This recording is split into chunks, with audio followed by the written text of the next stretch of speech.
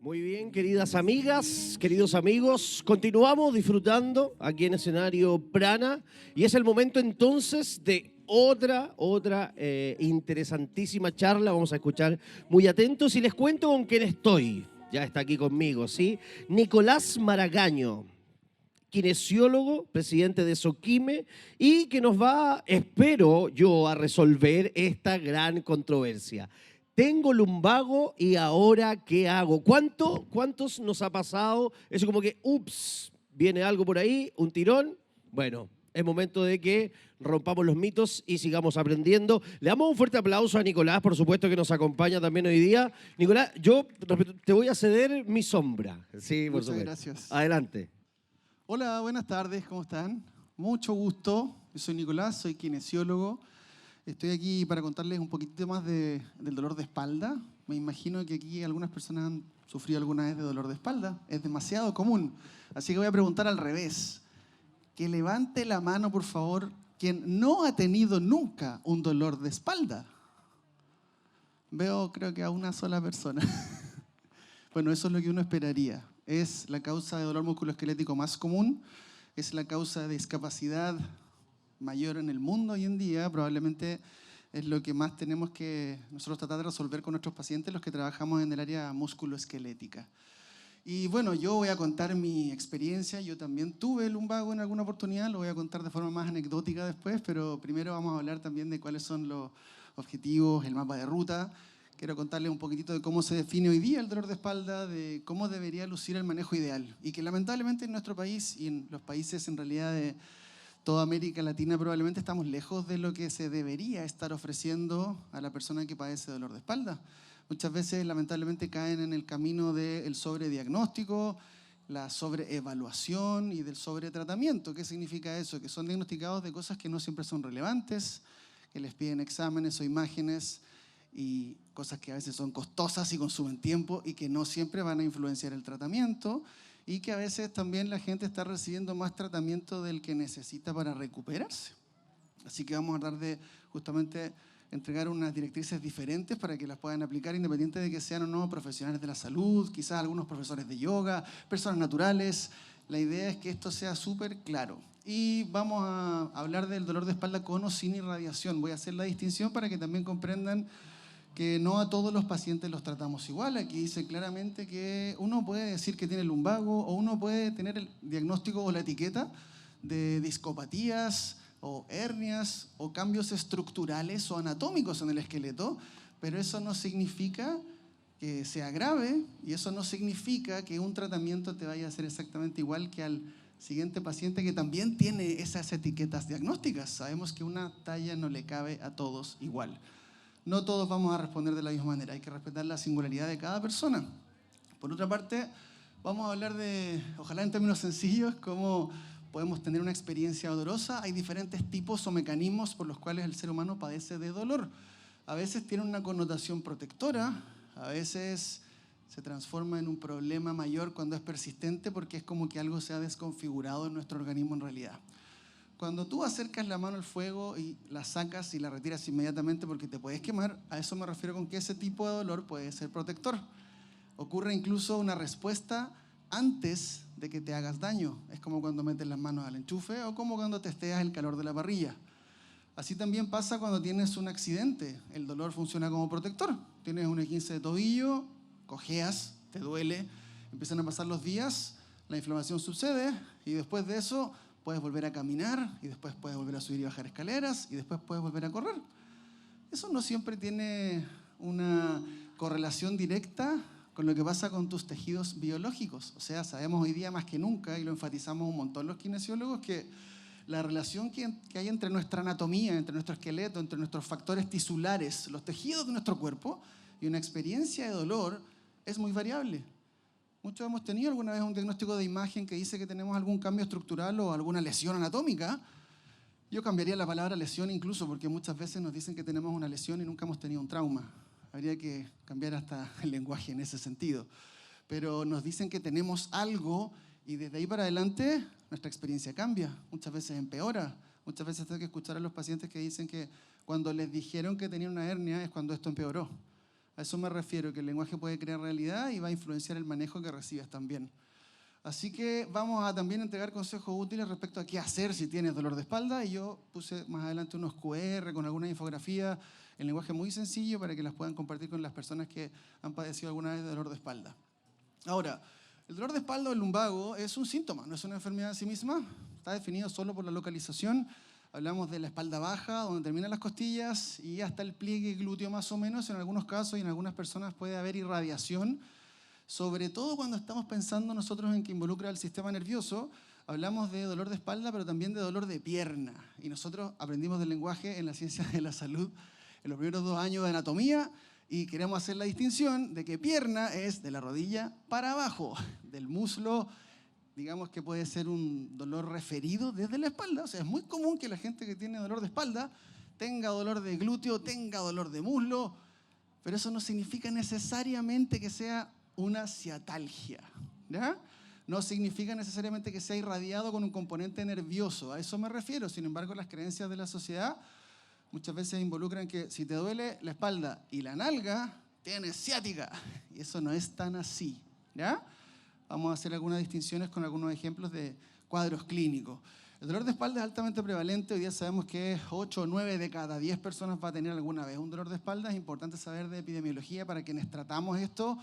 Y eso involucra saber cuál es la historia natural. Hoy día sabemos que de las personas que padecen dolor de espalda, el 70% se va a recuperar y probablemente en los primeros 3 meses. El problema es que eso es muy variable.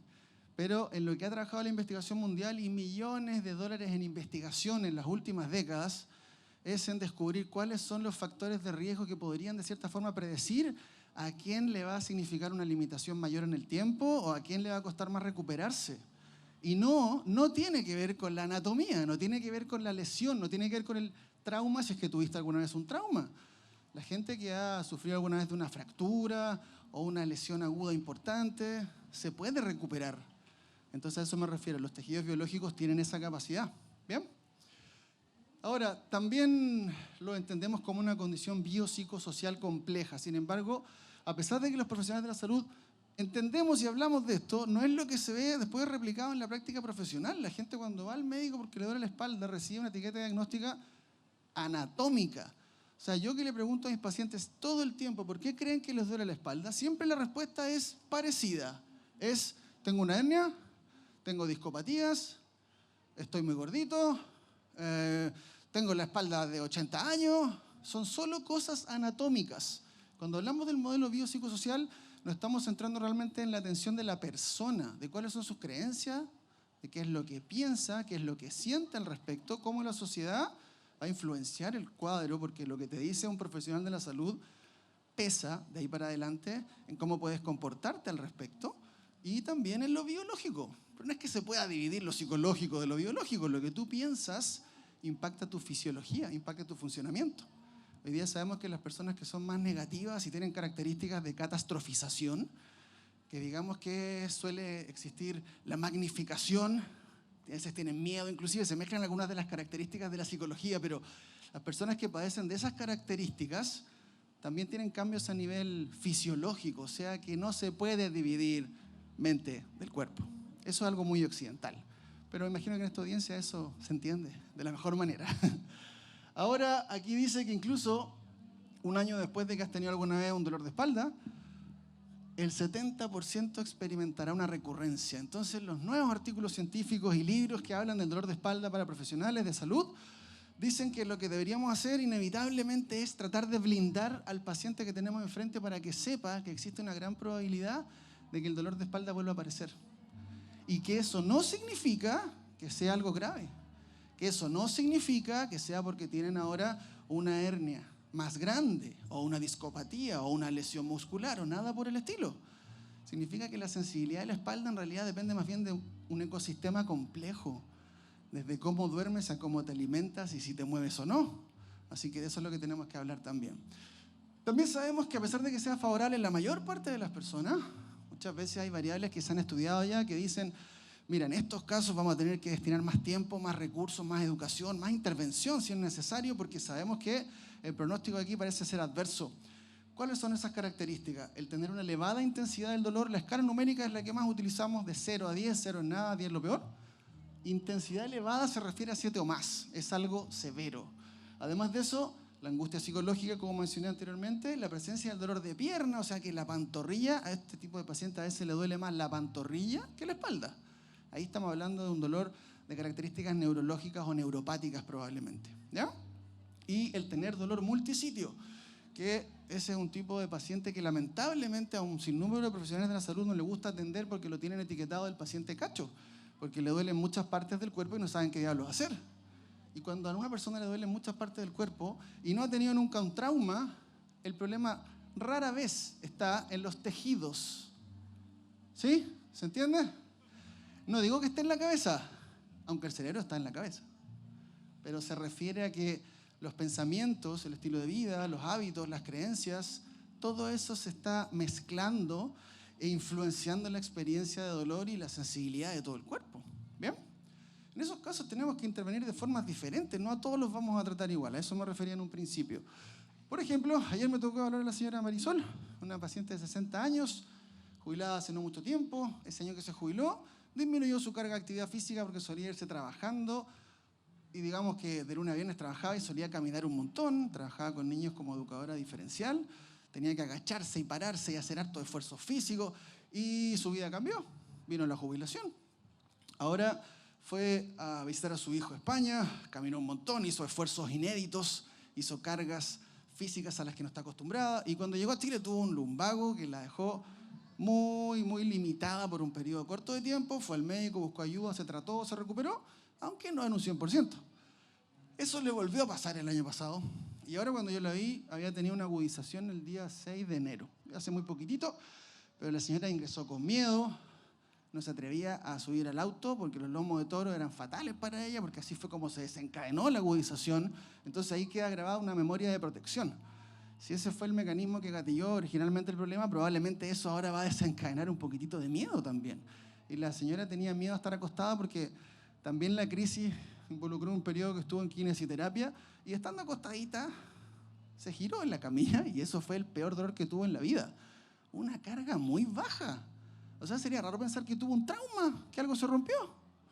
Es lo primero que queremos nosotros descartar o diferenciar.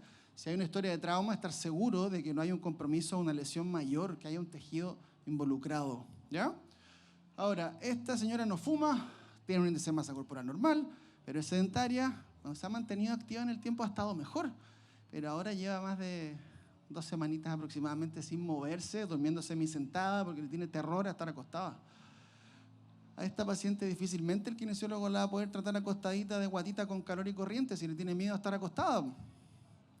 Hay que individualizar el cuidado y explicar algunas cosas primero, porque lamentablemente nadie le explicó que el reposo es mucho peor que mantenerte activo. Y eso es algo que se recomienda como primera línea de tratamiento. No importa si es que estás sensible para alguna cosa en particular y quizás haya que pasar por debajito del radar por un periodo de tiempo. Es razonable. Todos hemos tenido dolor agudo y a veces intenso. Pero eso es muy distinto a decirle a alguien, no camines porque esto que te pasó en la espalda puede empeorar. La señora después no quiere caminar nunca más. Y no le dolía caminar cuando la examiné. De hecho, no le dolía mover las piernas. Estaba relativamente bien en términos de función neurológica, pero estaba muy asustada, influenciada por los mensajes recibidos y por los tratamientos monótonos de la kinesiología, lamentablemente también. Camila, una mujer joven, ella tiene 32 años, a ella la atendí el año pasado, en más de un periodo porque tuvo alguna agudización también. Ella tenía 2 cirugías por hernias en la columna. Los médicos lo único que le han ofrecido era una cirugía, y eso la verdad es que no debería ser así porque el tratamiento hoy día es estratificado. ¿Qué significa eso? Que tenemos que ofrecer los cuidados más invasivos a quienes realmente lo necesiten.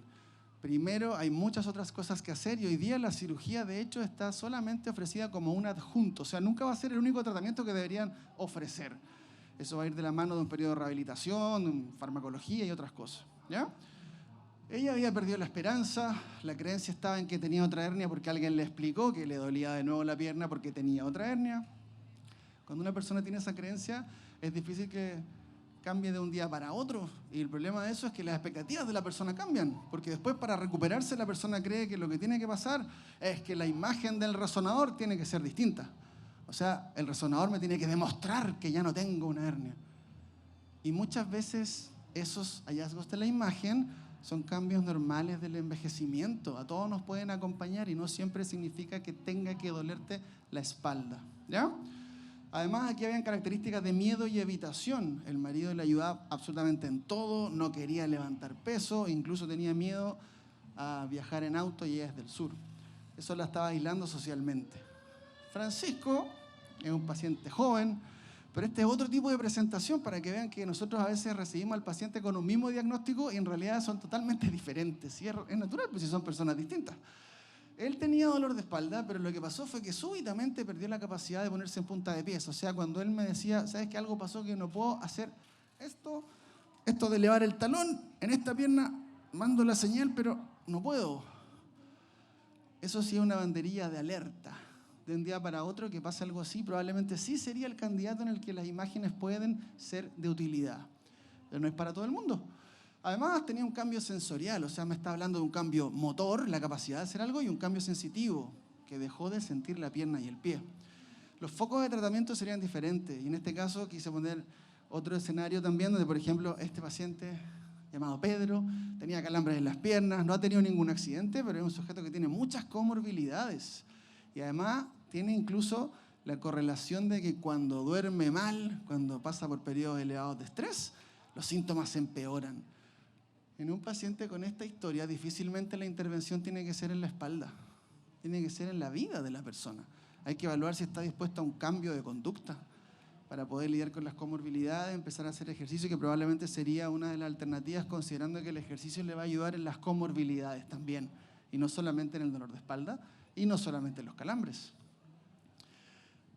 Ahora, ¿cómo saber si el dolor de espalda es grave o no? Yo dejé aquí un resumen nomás, pero afortunadamente sabemos que las patologías graves o serias o específicas son muy poco comunes. O sea, el 1 al 2% de la población puede que tenga alguna malignidad.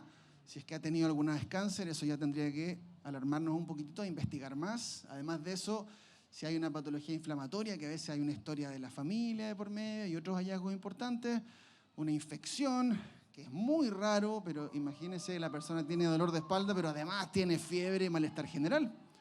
Lo mismo pensando en la fractura, tiene que haber una historia de trauma. Y además de eso, aquí dice síndrome de cauda equina, que eso es algo muy poco común, donde se altera la función intestinal, la función sexual y la función urinaria. De todos los que han tenido aquí dolor de espalda, ¿alguno ha tenido algún cambio de este tipo? Que se altere la función intestinal, la función sexual. O sea, realmente tiene anestesia en los genitales. Eso es raro. Y si es raro y el clínico lo investiga, puede que necesite más evaluación. Ahí es cuando uno dice que la resonancia magnética es útil. ¿Ya? Cuando hay deficiencia neurológica es cuando hablamos de la presencia de dolor irradiado, pero también de signos. Los signos los descubre el examinador. ¿A qué me refiero? Que yo le pido al paciente que haga algo y ha perdido la capacidad, como esto que mencioné recién de ponerse en punta de pie, y la persona no lo puede hacer. Una cosa es que le duele hacerlo, otra cosa es que no pueda. ¿Ya? Ahí diferenciamos nosotros si es que es dolor radicular, o sea, es algún nerviecillo que está sensible, que genera dolor irradiado, o realmente hay algún déficit neurológico, que ahí hay cambios en los reflejos, en la sensibilidad y en la fuerza. ¿Ya? El tratamiento igual es conservador, las personas se pueden recuperar y tienen que esperar idealmente entre 6 a 12 semanas para monitorear la evolución. O sea que si tú tienes dolor irradiado, eso no es sinónimo de cirugía.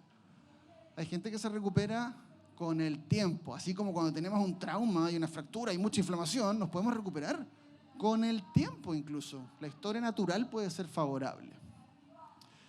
Este es el problema, porque la mayoría de los cuadros de dolor de espalda que se etiquetan como lumbago o lumbago mecánico son inespecíficos, o sea que tiene características con el movimiento, está en la espalda, a veces duele, a veces no, pero no tenemos la certeza de cuál tejido es el responsable. Pero las buenas noticias son que a pesar de lo que diga la imagen, no es necesaria que cambie la anatomía de tu esqueleto para que te puedas recuperar.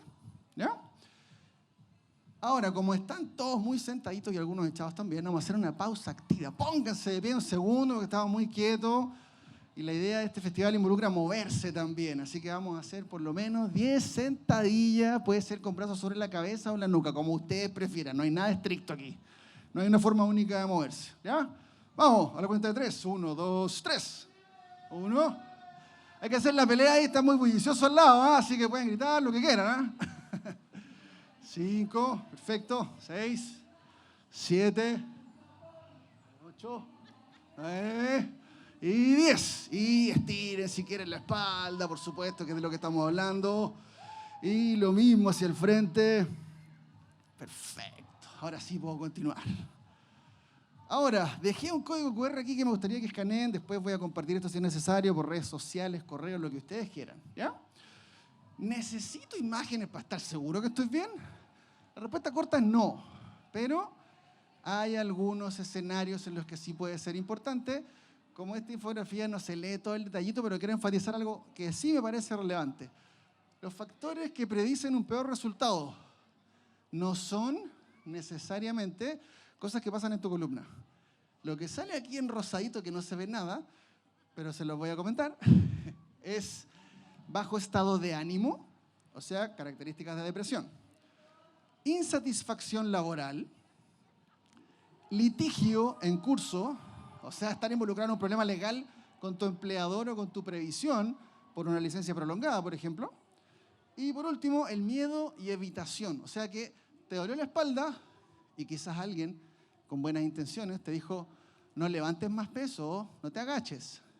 Y no te agachaste nunca más, porque te da miedo agacharte. Crees que agacharte es dañino, que te va a hacer mal. Eso termina por perpetuar la discapacidad, no por resolver el problema, ¿ya? Aquí están los diferentes caminos de tratamiento que en el Reino Unido lo tienen claro, porque un paciente con dolor de espalda no puede ir al traumatólogo de espalda, tiene que ir al médico de familia o al médico general. Hacen un escaneo, se determina si hay un nivel de preocupación que justifique que tiene que ir al especialista. Suena razonable. Pero en nuestro país, si te duele el meñique, vas al traumatólogo del meñique. ¿Sí o no? Y más encima, por una cosa de creencia sociocultural. ¿Crees que llegando con la resonancia magnética le estás haciendo un favor? No es necesario. La resonancia en sí misma no es dañina. El resonador magnético no emite radiación. La radiografía y el escáner sí. Pero lo que dice el informe o el cómo se interpreta sí puede ser dañino. O, bueno, por lo menos les podría contar yo de la experiencia, pero al menos en mi experiencia es bastante poco común que venga una persona con dolor de espalda con una resonancia que diga que no tiene nada. Porque es un examen muy sensible, es capaz de detectar todo lo que pasa en tu esqueleto. Y ojo que también te puede doler la espalda sin que tengas ningún hallazgo anatómico. El problema es cómo lo comunican. Porque la comunicación habitual es, no, el médico me dijo que no tengo nada. Y eso es invalidar la experiencia de la persona. Lo que significa eso, si tú tienes exámenes normales y te duele algo, lo que significa, lo que yo tengo que comunicarte y ojalá demostrarte con el examen físico es, esto lo que significa es que tu dolor no parece estar relacionado a una fuente estructural. No necesariamente significa que tengas una lesión o un daño anatómico. Hay otras cosas que pueden alterar el procesamiento también. Y en esto de los factores que influencian el pronóstico hay harto que trabajar, porque el estilo de vida es una de las cosas más comunes, el sedentarismo, el fumar, el índice de masa corporal elevado, el síntoma que decía yo que podía ser presencia de dolor de pierna, dolor intenso o inclusive el haber tenido ya un lumbago, nos coloca en la balanza de que es probable que nos vuelva a suceder y no significa que sea grave, ¿ya? Es como el dolor de cabeza. Aquí dice salud mental, extremadamente importante porque hoy día el abordaje debería ser con otros profesionales de la salud también. Y afortunadamente desde la pandemia la gente se ha hecho más cargo de la salud mental y ahora entienden que es extremadamente importante. Puede impactar cómo te sientes, obviamente. En las cargas laborales, la creencia también de que tu trabajo es pesado puede llevar a un peor resultado porque difícilmente una persona va a querer volver a trabajar si el problema se gatilló en el trabajo, haciendo algún esfuerzo, ¿ya? Hoy día sabemos que puede existir un componente a nivel del sistema nervioso central. Estas son personas que son más sensibles y son escenarios que son más desafiantes. Aquí al ladito, a pesar de que está en inglés y en chiquitito, dice, por ejemplo, personas con dolores multisitios. ¿A qué se refiere? Tienen dolor de cabeza tipo tensional, tienen trastornos temporomandibulares, tienen síndrome de intestino irritable, a veces alguna otra característica como por ejemplo hipersensibilidad a la luz, hipersensibilidad a los olores, Eso lo que nos dice es que hay un sistema nervioso más alerta. Y ojo, que coloqué aquí el termómetro aquí en medio porque una de las cosas que puede migrar a un cuadro como este es el dolor de espalda persistente. Muchas veces tiene que ver con el mal manejo. Hoy día eso está también muy bien documentado. Una de las razones de por qué la gente tiene dolor de espalda y es persistente es porque no recibe cuidados concordantes con lo que dicen las guías clínicas a nivel mundial. O sea, te duele la espalda y te aconsejan reposo. No deberían hacer eso. Te duele la espalda y te dicen que no te muevas, que no levantes peso. Te duele la espalda y te aconsejan tramadol, que está derivado de los opioides, que se deja para una pequeña parte de la población. Eso es lo que después desencadena la escalada de fármacos. ¿Ya? Bien, en este caso tenemos algunos datos importantes para identificar si la persona tiene estas características de hipersensibilidad. Por ejemplo, que el dolor es en muchas partes del cuerpo, como que nosotros usamos el diagrama del dolor y en realidad ya no es la espalda nomás. Ahora es la espalda y son los hombros y el cuello y son las caderas y las rodillas. Y además le duele la cabeza y la guata. Hay que abordarlo de otra manera. A esa persona no hay que mandarle al kinesiólogo de hombro, al traumatólogo de rodilla, al gastroenterólogo, no. Tiene que ser abordada por un médico, ojalá que esté relacionado al estilo de vida y un kinesiólogo que tenga una visión más holística, que sea capaz de escuchar. ¿Ya? Aquí dice, el dolor es impredecible, a veces desproporcionado. Una persona le pides que mueva una pierna y le duele el cuello. Le dices que levante los brazos y no le duele, pero en la tercera repetición, el peor dolor que ha tenido en el mundo. A eso se refiere con desproporcionado. No se trata de invalidar lo que la persona siente. Se trata de entender que son otros los mecanismos involucrados en esta experiencia de dolor. ¿Ya? Y los eventos adversos de la vida son más o menos comunes en estos pacientes que a veces tienen esa etiqueta que suena como un estigma, que es la de fibromialgia, por ejemplo, donde la sociedad cree que hay un problema en la mente. Y eso no debería ser así. Hoy día hay criterios diagnósticos, hay mucha más investigación. Sabemos que son personas que han tenido alguna historia de duelo o de sufrimiento, de abuso, de acoso, enfermedades terminales. A eso se refieren los eventos adversos de la vida, muchas veces vividos en soledad. ¿Ya? Ahora, en la evidencia actual hay hartas cosas que se recomiendan que sabemos que deberían alentarse en el primer minuto. Agudo hablamos de menos de 6 semanas y en realidad subagudo es de 6 semanas a 12 semanas, pero persistente o crónico es cuando son más de 3 meses y eso hay que dejarlo en claro. Es una cosa de temporalidad. Que tengas dolor de espalda de más de 3 meses de evolución no significa que sea para siempre. Las trayectorias de las personas con dolor persistente de espalda demuestran que se puede mejorar. La gente que se trata, a pesar de que sea persistente, puede mejorar en 3 meses un 50%, a veces en un año un poquitito más. Estamos hablando de personas con una discapacidad muy elevada. Nosotros usamos cuestionarios y además del examen físico para saber quiénes necesitan más ayuda. ¿Ya? Aquí dice, consejo mantenerse activo, tanto en el dolor agudo como el crónico, en la primera línea de tratamiento. Si te gusta hacer algo y no te estás sensibilizando, o te molesta pero es un poquitito, es tolerable, puedes seguir haciéndolo, no hay ningún problema. Aquí además dice educación, pero la educación tiene que ver con la naturaleza multifactorial del dolor, no con específicamente posturas de cómo agacharse, porque eso es algo que se ha desmitificado en el tiempo también. También dice que el calor puede ser una segunda línea de tratamiento. Cuando tienes dolor lumbar agudo, no hay ningún problema, te colocas un guaterito en casa.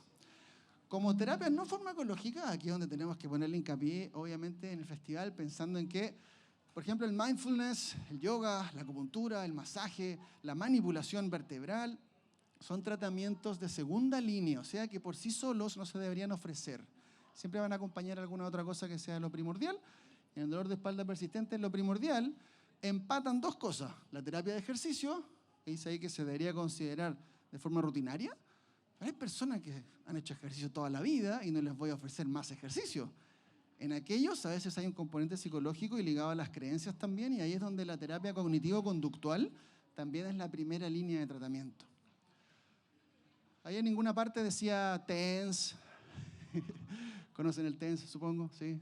En la máquina de electroterapia hay unos chupones que te instala el kinesiólogo que emiten como una sensación tipo corrientita. Ya. En países desarrollados han demostrado que entre usarlo y no usarlo el resultado es igual. ¿Significa que no sirva para nada? No. Si tienes un TENS en la casa y te enseñan cómo colocarlo y te mantienes activo con los electrodos ahí, bueno, podría ser. Pero eso va a ser un pequeño condimento de tu recuperación, no va a ser el plato estelar. El plato estelar muchas veces es un cambio de conducta. Es que dejes de ser sedentario, es que hagas más cosas de las que te gusta hacer. De hecho, el tratamiento base es lo que está en amarillo aquí. El automanejo. Y las primeras líneas de tratamiento y consejo son lo que aparece en verde. Ejercicio terapéutico, educación, intervención psicológica y medicación del mesón. ¿Qué significa eso? Que puedes ir a la farmacia sin receta médica a comprarte un antiinflamatorio. Por un periodo corto de tiempo, la menor dosis posible, no hay ningún problema. ¿Ya? Ahí dice incluso en ejercicio, yoga, pilates, tai chi, fortalecimiento, core, da lo mismo cuál, pero tiene que ser adaptado a la capacidad que tiene la persona y a la preferencia. O sea, mucha gente cree que el pilates es espectacular para la espalda, pero si tú vas a una clase y es fome y no te gustó, no es para ti, hay que buscar otra cosa. ¿Ya? Hay ensayos clínicos hoy día de personas con dolor de espalda que se recuperan caminando. Son sedentarios, los someten a caminatas 3 veces a la semana, 40 minutos, que transpiren, que se cansen. Y eso ya puede reducir la discapacidad, reducir el dolor, mejorar mucho la función. Así que no es que sea un ejercicio el mágico, ¿ya? No somos todos iguales.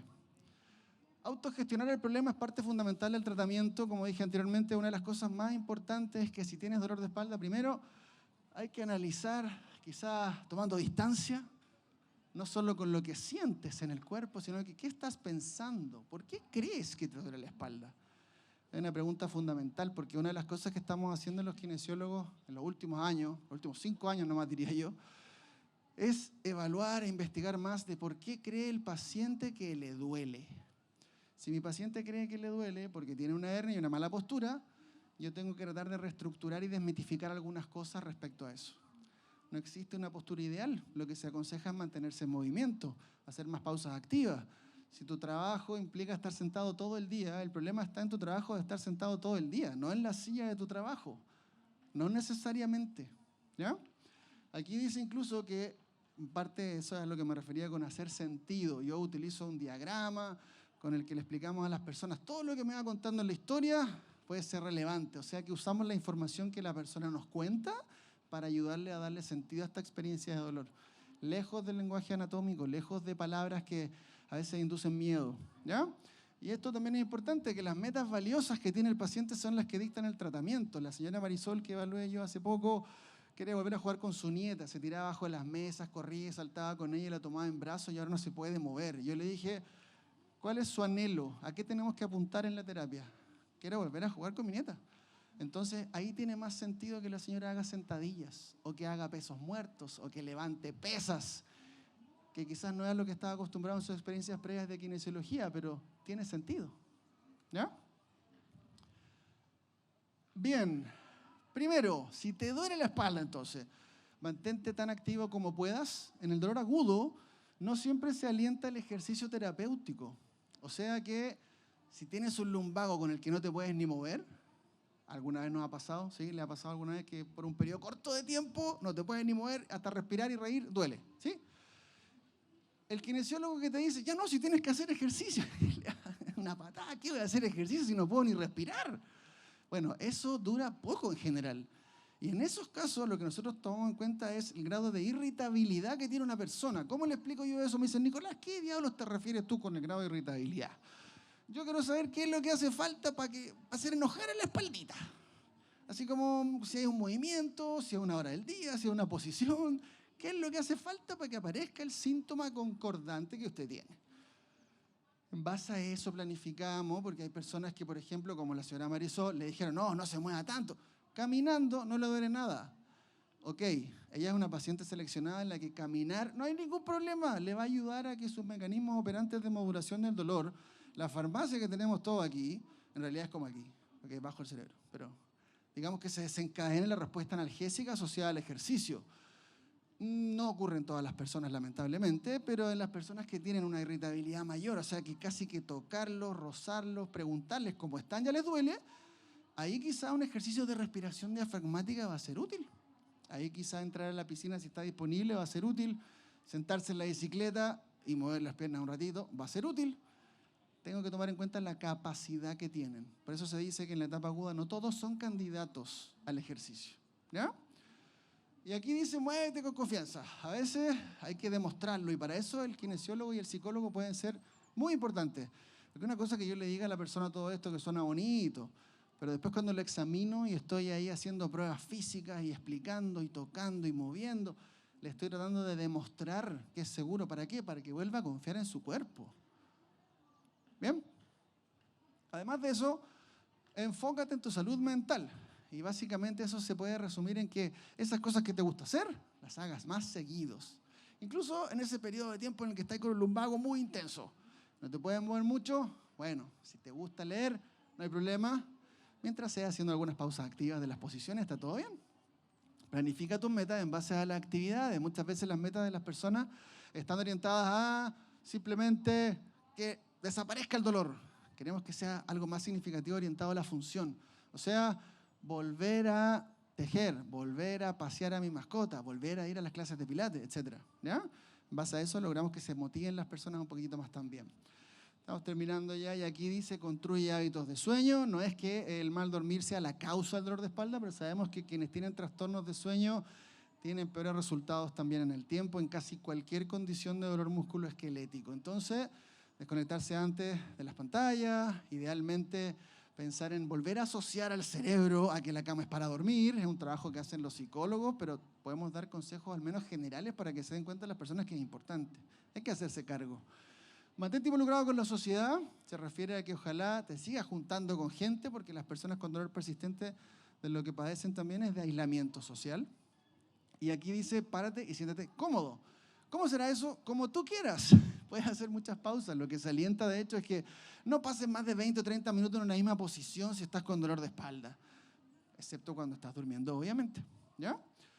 Usa calor local y usa medicamentos de manera juiciosa. Hay que hacer otras cosas para cambiar el paradigma. Ahora sabemos que si te van a prescribir una imagen, ustedes también como pacientes y yo tenemos todo el derecho de preguntarle al profesional, ¿para qué? ¿Y qué pasa si no me tomo la imagen? No hay ningún problema, es mi deber comunicar y responder las dudas que tienen mis pacientes, porque hoy día más que nunca estamos centrados en el modelo de atención centrado en la persona. Aquí quise cerrar con esta frase que me parece importantísima, porque para que todos los que aquí padecen de dolor de espalda entiendan también quizás esto de otra manera, si es que no lo han hecho hasta ahora, muchas veces no es la patología lo que conduce a la cronicidad, es el comportamiento, es la conducta que adopta una persona frente al problema. Y ojo que ese comportamiento y esa conducta que adopta la persona está influenciado por los profesionales de la salud, está influenciado por algunos profesionales que aparecen en los medios, que venden curas mágicas, que venden productos, que venden sanación, así como que fuera todo gold standard y que haya tratamiento único para todo el mundo, pero sabemos que eso no está funcionando. Hoy día más que nunca el dolor de espalda está ocupando ese podio de la mayor causa de discapacidad a nivel mundial. Y estamos tratando de cambiar cosas para que obviamente sea diferente el panorama en nuestro país. Aquí hay que entregar un mensaje alentador también. Siempre va a haber opciones de recuperación. Yo no le puedo prometer a una persona que el dolor va a desaparecer, pero sí puedo prometerle que voy a poner todo de mi parte para que vuelva a recuperar su vida de la mejor manera posible. Y si es así, tengo que cumplir. Es un desafío para nosotros y lo tenemos que tomar con esa responsabilidad idealmente. Aquí coloqué algunos recursos con este código que están en español, hay una infografía por ahí. Si tienes dolor de espalda, ¿qué hacer? Tiene que ver con cómo está cambiando justamente lo que comunicamos a la sociedad. Así que ya saben, no es el camino ni la solución ir al resonador inmediatamente, y el dolor tolerable se puede permitir porque sabemos que hay que enfatizar que el dolor no es sinónimo de lesionarse. Muchas gracias.